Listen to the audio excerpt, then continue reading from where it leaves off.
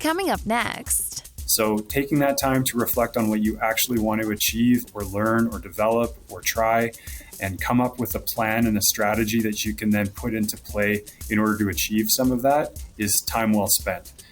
The Job Talk podcast shares stories from people who are passionate and love what they do in their careers. Through conversation, we explore their careers, past work experiences, and the education that got them to where they are now. We are putting together a Career Crisis Ultimate interview series. We are asking experts to give their best advice and guidance around work anxiety, career pressures, career goal setting, and ultimately, career transformation. To learn more about this special interview series and get notified when it's available, please visit our webpage at thejobtalk.com/help. Today's guest is Trevor Baker. Here's our Job Talk with a recruiter. I have a sense of what you do, but you have what I consider to be kind of a grown-up person's job, something that I never achieved. Could we just start off? I'm sure. Young at heart. I'm young at heart. Yes. Okay. Let's start off by just kind of explaining what you do. What is your job? Yeah, for sure. So my job in a nutshell is really to try and solve companies' problems from a human resources standpoint by finding them people that can join their organizations and do the work required to further their objectives in the organization. That's on one half. And then on the other half is I work with amazing people every day to help them on their career journey to get from where they are today to where they want to go tomorrow by making introductions and facilitating the transaction between an individual joining an organization to solve whatever problem the company needs solved and to better the career of the individual that's moving into the role. Perfect summary. It's way harder than that sounded, but that's the nuts and bolts. Let's back up to when you left grade 12. What was your post-secondary journey? Yeah, so when I left grade 12, the journey was to go and become a police officer. That lasted one semester at school in criminal justice in Victoria, where I realized it was probably the most boring subject matter on the planet. But I took a lot of interesting thought processes out of it, mostly around psychology and sociology. Then I moved over to Ontario, went to Western. Did a degree out there in geography, which is completely unrelated to anything I do today. But it was a super interesting subject matter, and finished that up and then started the workforce, which was joining a company that most people would know in their early 20s called Labatt Brewing, which at the time I was selling Kokanee and Budweiser on Vancouver Island. I had a branded van. It was very popular.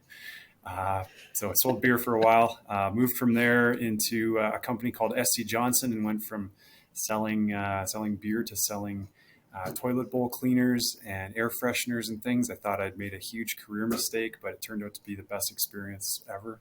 SC Johnson was an amazing organization, and I met a number of great people there, including the fellow Bruce McDonald, who's the company that I work for now is named after. And in that role, I moved through a number of different positions. And then from there, I went into healthcare with a company called Hoffman La Roche, which is a global pharmaceutical company.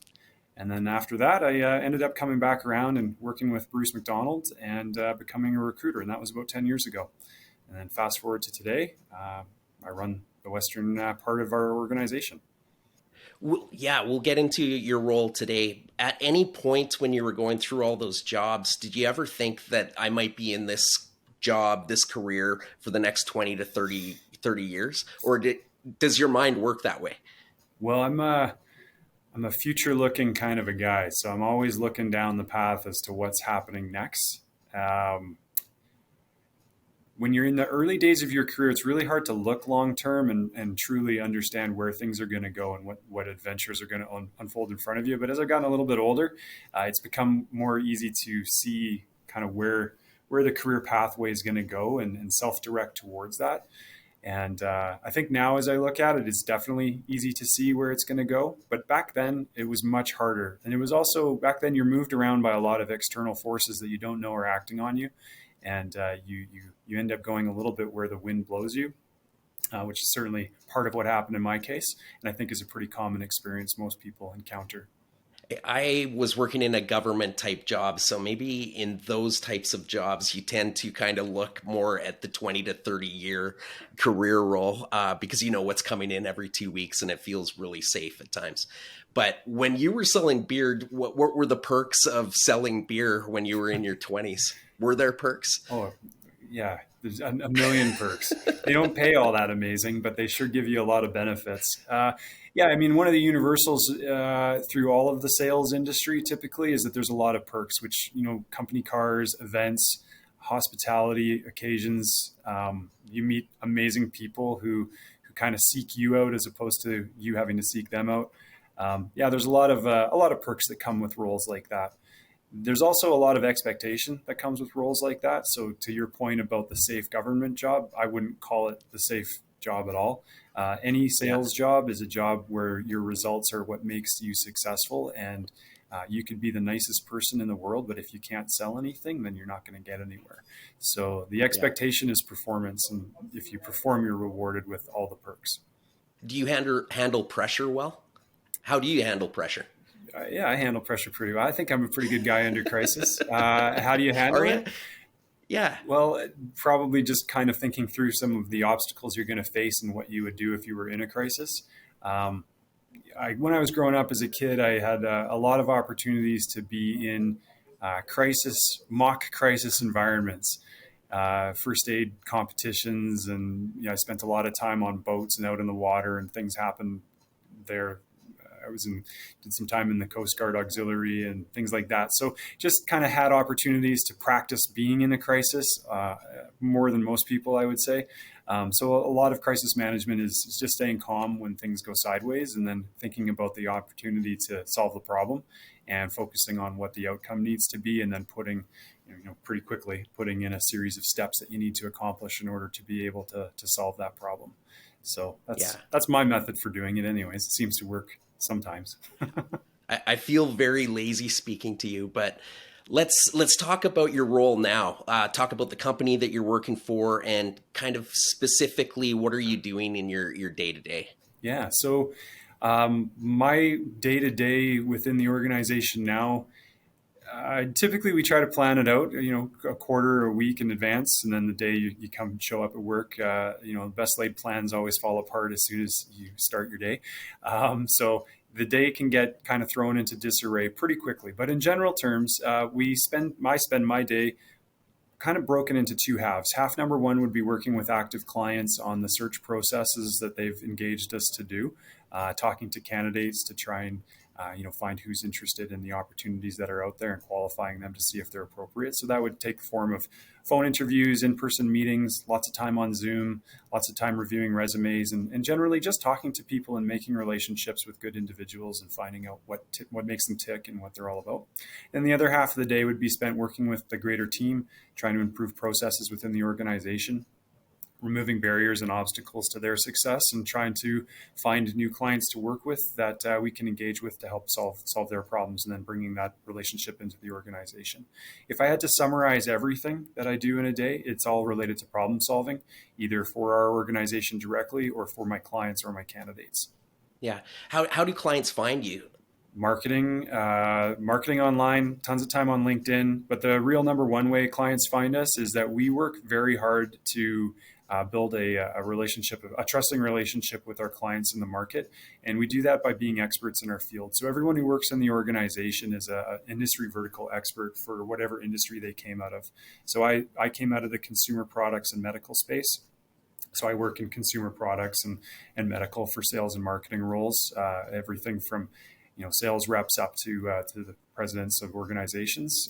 And I've had a lot of opportunities to kind of experience what those jobs are like, both myself and with my clients and candidates. So I've got a nice perspective on what those roles require. And then I find great people that kind of fit the bucket for whatever the job is. Yeah. And what methods or tools do you use to find high-performing job applicants?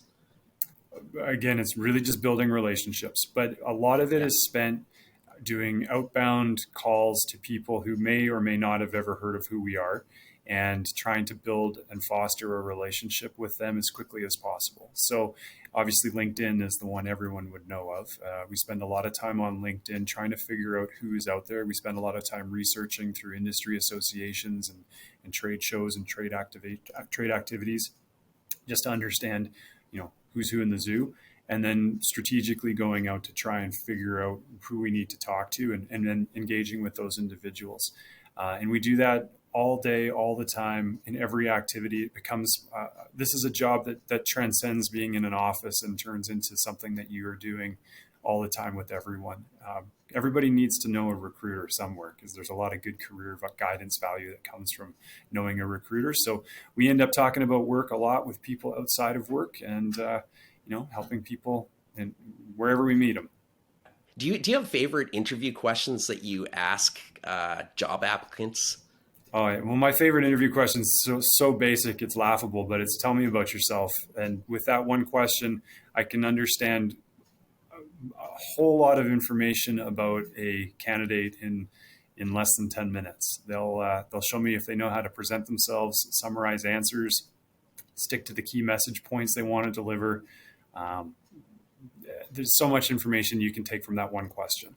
And so I find that the question itself is less important than the listening that comes from the answer part. And by actually paying attention to what people say, you can learn far more than they ever know you're learning.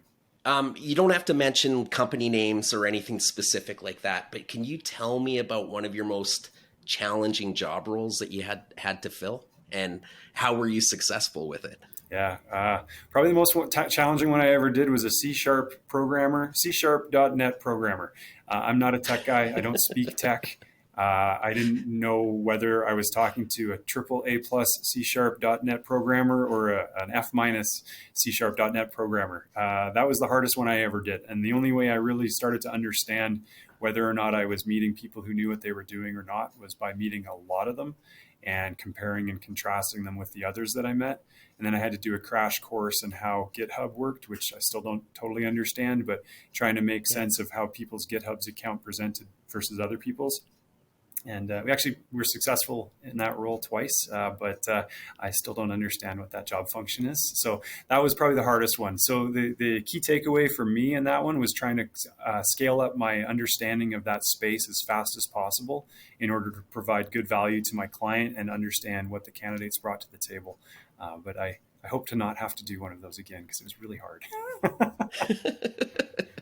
But that keeps you motivated and working towards it. And now you have that as an experience. Absolutely. I am not asking you how much you make in a year, because I think that's a rude question. And I feel people can go out there and do their own searches to find out what salaries there are out there.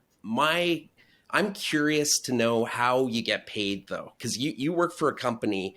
There's businesses that come to you that are looking to fill positions and roles. How does anyone make money in this business? Yeah, that's a great question. It's actually one that's important for people to know as well as they have a relationship with a recruiter, because we often get asked if the candidate's required to pay us. And it's actually illegal for us to charge a candidate any service fees. That's a recipe for exploitation.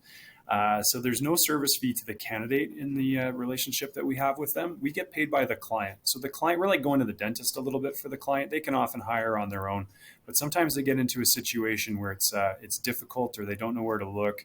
And they're not sure who to talk to, or maybe they're in a situation where they can't talk to the person they want to hire and they need an intermediary to broker that exchange. So they'll call us, and there's a service fee that they get charged for that purpose.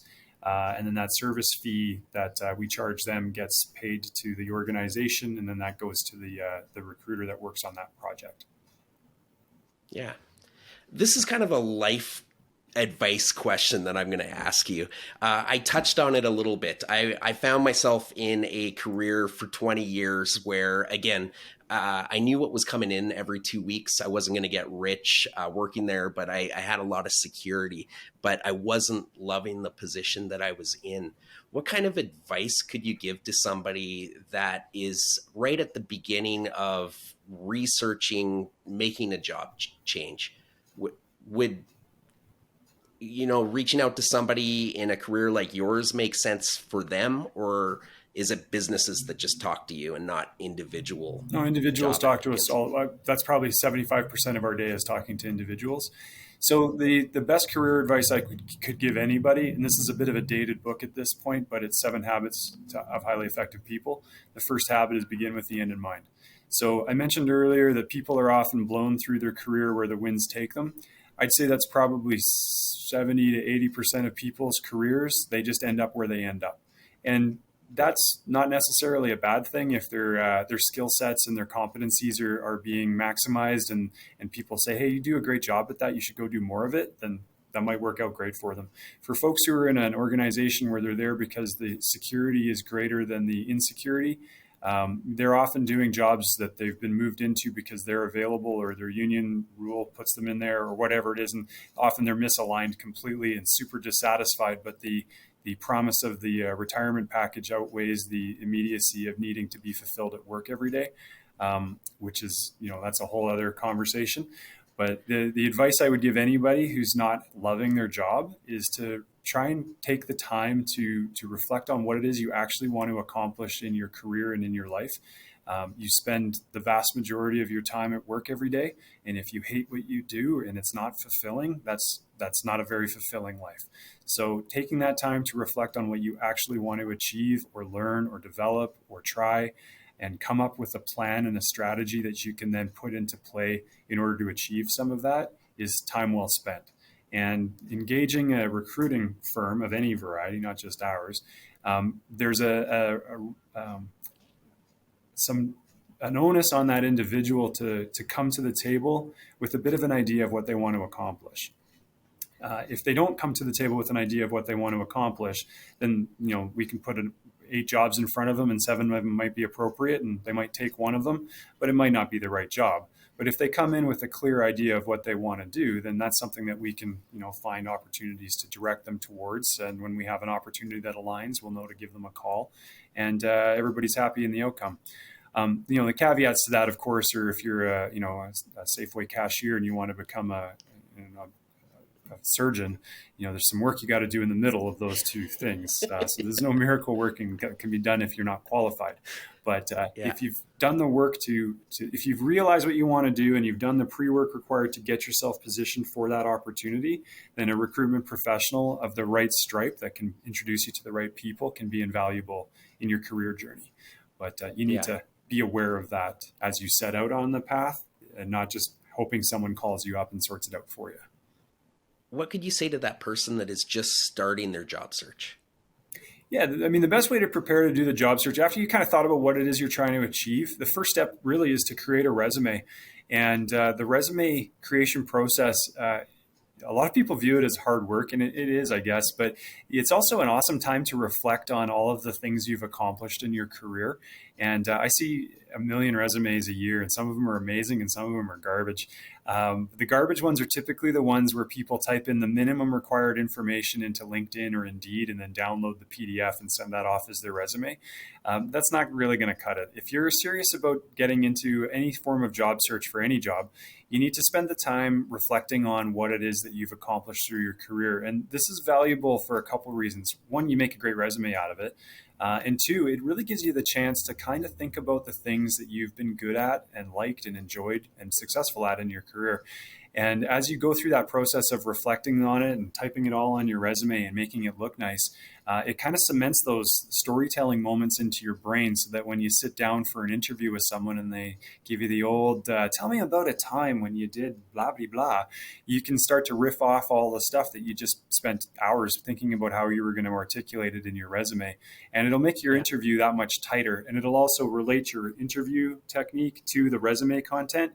And your resume content will ideally reflect the job that you're after and be somewhat tied together and showing the skills and abilities that you have related to the job you're applying for.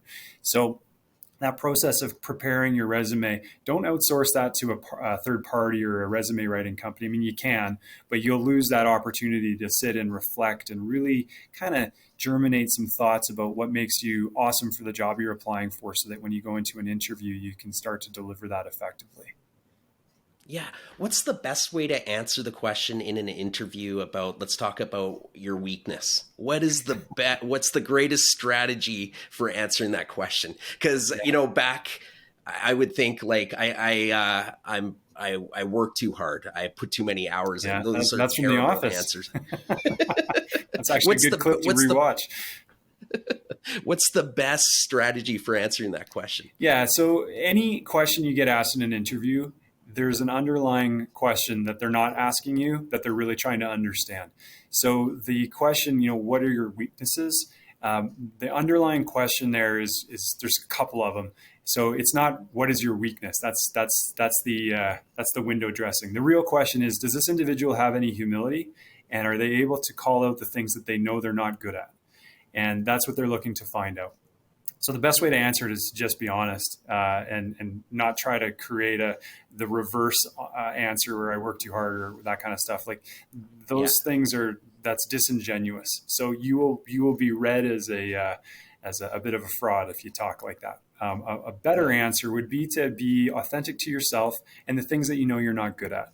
So something for me, one of the things that I'm not good at is, and this may come as a surprise, is I hate calling on the phone. I'm not a huge outbound phone call fan, which is weird because in recruitment, you do it all the time. So every time I pick up the phone, I have to have a little, okay, you're going to do great on this call moment. But that's my thing that I don't love to do, but I do it all the time every day, and I compensate for it with the outcomes that are always rewarding. But the initial picking up the phone part, I don't know, whatever reason, it's just my own thing, but that's one of mine. So, that's something that can be discussed and talked about, laughed about in this case, because it's kind of counterintuitive, and it's authentic. But for some people that are trying to get around that question, it's going to come off the wrong way. And then that underlying question will get answered, but not in the way you want. So that's a universal truth for any of those questions that you get asked. Do you look into a mirror prior to that phone call? Like there used to be a Saturday Night Live skit on that. You're good enough. You can do this. Yeah, I don't do that. No, but I probably could, and it would be okay. Are there any other obvious questions that pop up in interviews like that you could help somebody answer? Yeah, you're going to get 8 million questions in interviews. They're never the same thing twice. But the key thing I would suggest that people should work on, it's called the STAR technique, and it's a way of answering questions. And you can answer any question with this technique. It's situation, tasks, actions, and results. And so a situation, the question will be something like, tell me about this thing you did, or walk me through the reason why you went to that university, or whatever the question is, any question. And the way you answer it with the STAR technique, situation, tasks, actions, results, is you just outline the situation, kind of like a newspaper article. So you'd have your headline. Well, let me tell you about why I chose to go to that university. The tasks was I had to pick 3 universities in Ontario, 2 in BC. The actions I took were I sent out applications, and the result was I went to Western and had the best experience of my life, and I got this degree, and now I want to come and work for your company and put it to use. When you answer the question in that, it helps you to frame it in your mind in an organized way so that you can deliver the answer to the individual that's asking the question in a way that they can record it and compare it to other candidates to see how you answered it. And so every interviewer, whether they're writing it down mentally or on paper, is taking notes about your ability to answer questions. And they're taking those notes to see how you answer it, the way you answer it, and the quality of the content that you answer with. And so if you can answer it in a way that helps them to put down their notes to compare you to other people, you're going to be that much farther ahead. So the key to doing this is to have 5 or 6 great answers to questions, any question. And then when they ask you a question about why did you do X, Y, and Z, you take one of those answers that you've kind of practiced in advance and you adjust it to answer the question that they've asked. And then you introduce that storytelling moment to them, and you can tell that story because you practiced it. And you just adjust it to meet what they're asking and hitting on the key information that they're looking for. But that technique really helps to summarize some of the cool things that you've done in your career and introduce that proactively into a conversation versus waiting for them to ask you that specific question you've been practicing for and they never do. You're taking the opportunity to introduce your skills and abilities to them proactively. Yeah. I wish I met you about year 15 into my career, because the first 15 were great. It was the last 5 that were the concern. You've been doing this for a while. When you do reference checks, I mean, these are you put a reference in your portfolio because they like you and they're going to say good things. So you've been doing it long enough. Can you filter out the BS that you might hear from a reference on a job applicant? Yeah. The BS won't usually come from a reference. If you know you have something going on when the references decline the opportunity to provide a reference, you know there's something. There's a major red flag when that happens, and it does happen. Or if a reference will agree to give the reference but gives you very little to work with, like the minimum required information, that's when you know there's something going on. For the most part, though, any references that are provided are going to say great things about a candidate. And it's a rare day when you get, if I've done my job properly and I have a good candidate in front of my client, it's a rare day when I get a reference that comes in where they say something that's completely unexpected or out of left field. And oftentimes you'll get something back from a reference, which is actually an opportunity for development for them to work on when they move into an organization. And it's not a showstopper. It's just something that the organization needs to know about before they start, that can be accommodated for and developed as a needs improvement area, rather than something that prevents them from getting the job in the first place. Yeah. Are there some legalities around when somebody asks you to be a reference and you don't want to be a reference for that person? Is there anything illegal about saying, yes, I'll be a good reference, and then you give a scathing, terrible, reference on the person that asked you? There's nothing legal. Unless you sign an agreement in your employment agreement that says you won't divulge any reference information on someone, then there's nothing preventing you from giving a reference on anyone, except your own integrity in saying that you're going to give them a good reference and then punching them in the head on the way out the door. So yeah, it's just your integrity that would stand in the way of that. What do you love about being a recruiter and what you're doing right now? Yeah, what I love about it is that I meet all kinds of amazing people every day, and I get to be a participant in people's life journey. The things that matter most to people, besides family, are their career, their income, their title. Those are probably the top 4 things in any individual's world. So I get to interact with people as they're excited and engaged about making a change in something that really matters to them, and be a participant in their life journey, which is super exciting. It's especially rewarding when you have someone who really wants it and has done everything in their power to try and move into a new situation, and you can help them achieve that goal. New Canadians are awesome to work with because they are so profoundly grateful for the opportunity to move into a new situation. So I love working with folks who are new to the country. I love working with people who are genuinely kind of stuck in a challenge that they need to resolve, and they want to kind of move to that next level and helping them get there. I just love learning about people's backgrounds and then their interests in life and how they want to take their careers and what they want to do next. And I mentioned I'm a forward-looking guy, so I really enjoy that process of looking into the future with people and seeing where they can take things and where they can build their dreams on the foundation that they create through their new job. I'm guessing there's such a variety of the people that you're talking to that every day is different when you're talking to them. Has anything surprised you during your career as a recruiter that you didn't expect when you were going into it? Probably the biggest surprise is how unprepared people often are for career transition. I had the good fortune of working for organizations that took the time and effort to help develop their employees to move into different roles throughout their career and really worked to carry them on a career progression pathway. And I assumed wrongly that was the case for everybody in their career.